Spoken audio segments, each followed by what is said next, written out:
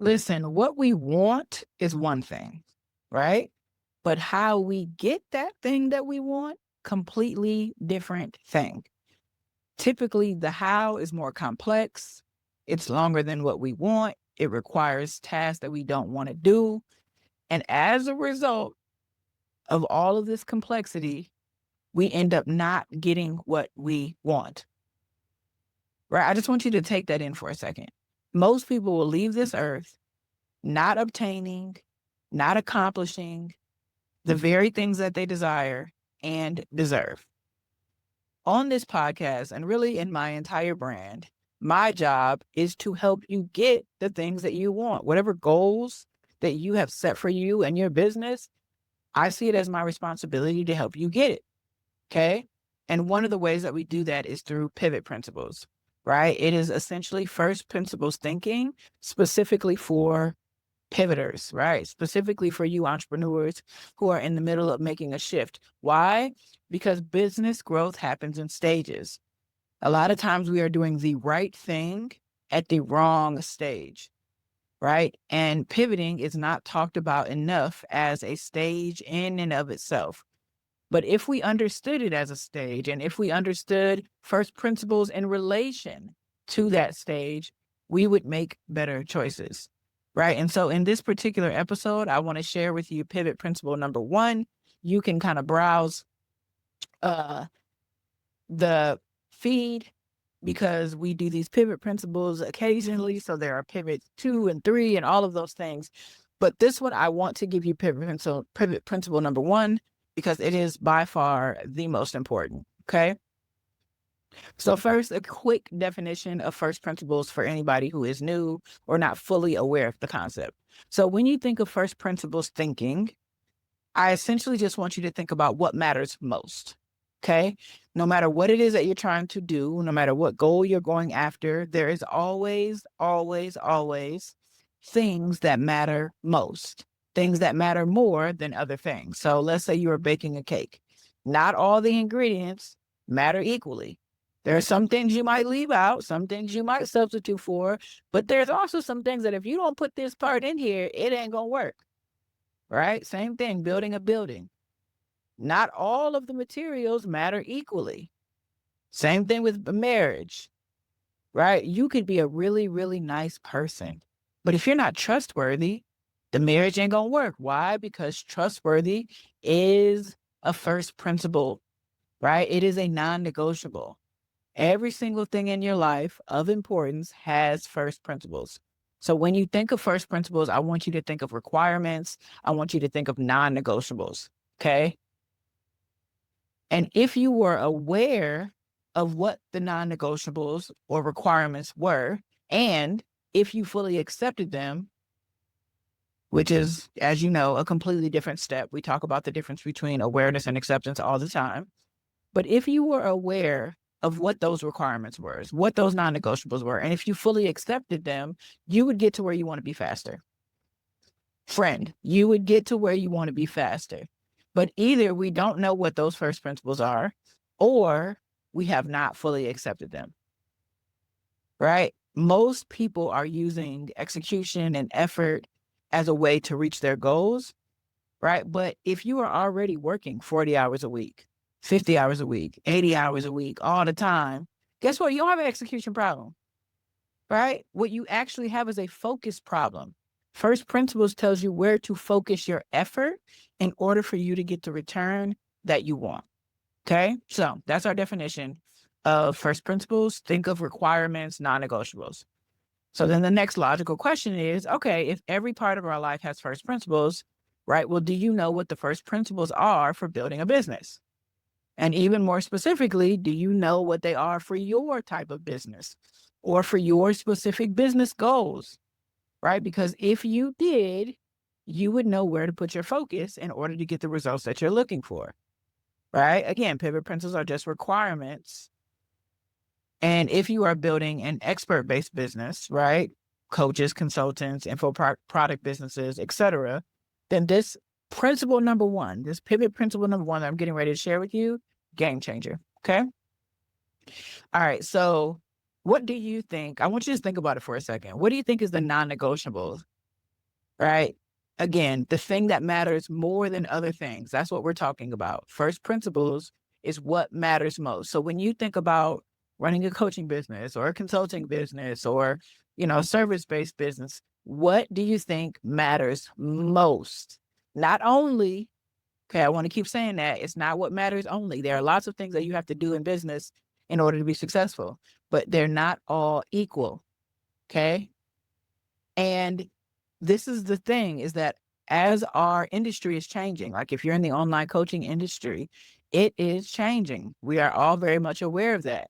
The things that uh, would have worked are not working nearly as much. Let me give you an example, right, to illustrate this principle that I want you to understand. Okay. So the old way, right, the way that things have been working in the coaching industry before, let's say 2025. So I think things begin to shift mid 2025, right? Is let's say that you run into a brand, you see an ad on, your platform of choice, okay? And that brand serves people who are similar to you.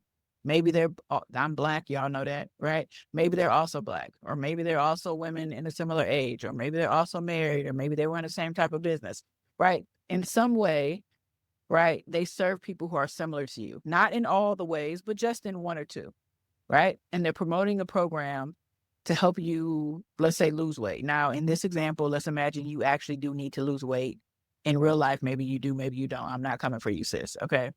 But let's just say in this made up example, you are actually someone who wants to lose weight, right? You run across this program. It says they're going to help you lose weight in the next 30 days. Let's say they're going to help you lose 15 pounds. Okay. Right. And let's also say that they've been on Forbes or Inc. magazine, right? They've featured on the website. They've got articles published, blah, blah, blah. And the articles or the features are basically for their 30 years in the health and wellness industry, right? The thing I want you to think about is that the coaching industry has been built on these kinds uh, of experience and expertise. Not necessarily bad, not necessarily scams. This is so far so good, right? This is a positive brand, right? This is likely to be a brand that you're at least going to check out, right? And back in the day, people were likely would have bought from this brand because they've been featured on Forbes, or they have 30 years of expertise, or the program is positioned well, et cetera, et cetera. Okay. But I want you to see where we're at now, right? Where we're at now is brand B or brand B. Okay. So let's say that this brand that you run across works with people who are also similar to you, but this time they're similar to you in lots of ways: age, desires, situations, demographics, et cetera, et cetera. Okay. They're promoting the same program to help you lose the 15 pounds in 30 days, right? And they help a handful of people do it every single month, right? There are testimonials, right? Numbers that you could call, people that you could DM to verify it's not AI, right? They literally have proof, right, that they are getting people this, lose 15 pounds in 30 days results. The question is, which are you more interested in? Which are most people in the industry more interested in, particularly now? And the question, or the answer rather, is B, right? It's like when you have, here's why. The why is not just social proof, right? Obviously, one has social proof. They're getting results for their clients every single month, okay? The first one may or may not be getting results that wasn't mentioned in the example, right? But it's not just social proof, because a lot of times people associate social proof with like number of followers on Instagram, or features on Forbes, or there's lots of ways to have social proof, right? But I'm talking about proof of program, right? Specifically about your offer, whatever product or program that you're offering. What would happen if, let's say, 8 out of the 10 people who joined your program every single month, let's say you had 10 people who joined your program every single month, and 8 of those people got the results that you promoted. If my program is all about helping you lose this 15 pounds, right? Let's say the program is designed to help you lose somewhere between 10 and 20 pounds in 30 days. And let's say 8 out of 10 people got that result. What would that do for your business? What would it do? What would it do for your confidence? What would it do for your sales cycle? What would it do for your cash flow? What would it do for your profit margins? What would it do for your ability to acquire talent? Right? What if this was the number one thing you focused on? Why? Because there are some things that matter more than others. Again, I'm not saying that this is the only thing you focus on. I'm saying most important. How would it change your business? So pivot principle number one is to learn to scale your impact, not just your business. And when I say impact, I'm talking about your results, not your experience, not your expertise, definitely not your marketing. I'm not even talking about your outcomes. I'm specifically talking about your results. Specifically. Okay, let me give you an example of what I mean here. Let's say I had a program that was going to show you how to get 5 to 10 clients, right? Next 30 days, same kind of thing here, right? And they're using Instagram stories to help you do that, right? How many people actually got that result? Let's say that your outcomes, you had 10 people in this cohort, 3 people did not finish the program, 3 people did not get any clients, 3 people got 3 clients, and 1 person got 5 clients. Okay. In this example, what are your results? Not outcomes, right? I want to make that distinction. What are your results? And the results are, oh, your program got 1 out of 10 people, the result that it promoted. Oh, we don't look at it like that. We don't like that. We don't like them numbers. The thing is that if you got really good at program results, not just outcomes, it would change everything. Learn to scale your impact, not just your business.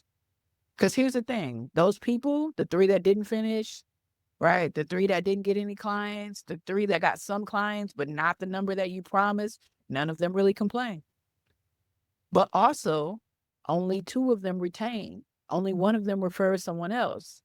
If you scaled your business, you'd have to market harder, you'd have to run more ads, you'd have to push more content, right? But if you scaled your impact, right, you get results. Those numbers, those results numbers that you got, it would go from, oh, I got 1 this first time, but over time I learned how to get 6, 7, 8 out of 10. The goal isn't perfection. Everybody's not going to do it. That's fair, right? But as you learn to get better results, people begin to refer better, more consistently.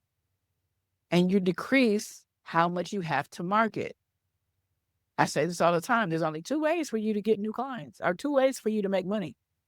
You either gonna get new clients or keep the existing ones, and keeping the existing ones is easier, right? The problem is your brain won't let you focus on the right metrics.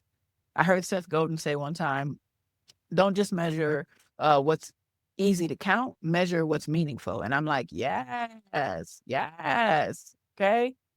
The bigger the gap between the commotion you're making to get attention, AKA your marketing, and the work you're doing to gain trust, the harder you will need to work in the next chapter. And unfortunately, your brain, sometimes it's ego, right? I'm already an expert. So if they don't get the results, that's on them. Sometimes it's survival. Listen, I don't have time to focus so much on delivery. I got to market and sell because I got bills. Sometimes it's skill, right? Where it's like, I don't know how to solve that problem. I don't know how to increase, like, the retention and the results of my program. Your brain wants to focus on what you can see, right? But the most important part of almost anything that you're building is what you can't see. Think about building a structure, a house.